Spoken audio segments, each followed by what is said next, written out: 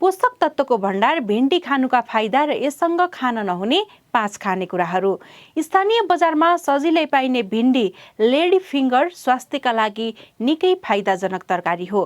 Vitamin C, be, folate र magnesium जस्ता आवश्यक तत्त्वहरूले भरिपूर्ण भिन्डीको सेवनले रगतमा चिनीको मात्रा सुगर नियन्त्रण गर्न मद्दत गर्छ। त्यसैले यसलाई सुगरका बिरामीका लागि अमृत समान मानिन्छ। यसका साथै यसले पाचन शक्ति बढाउन, कोलेस्ट्रोल नियन्त्रण गर्न, आँखाको ज्योति सुधार्न र रोग प्रतिरोधात्मक क्षमता बढाउन सहयोग पुर्याउँछ।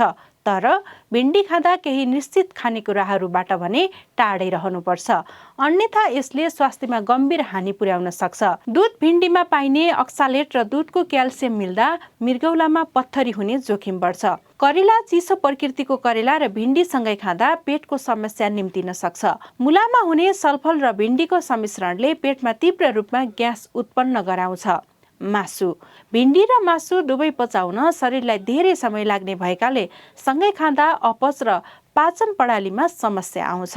भिन्डी खाए लगत्तै चिया पिउनाले भिन्डीमा भएका आवश्यक पोषक तत्त्वहरूलाई शरीरले राम्रोसँग सोच्न पाउँदैन।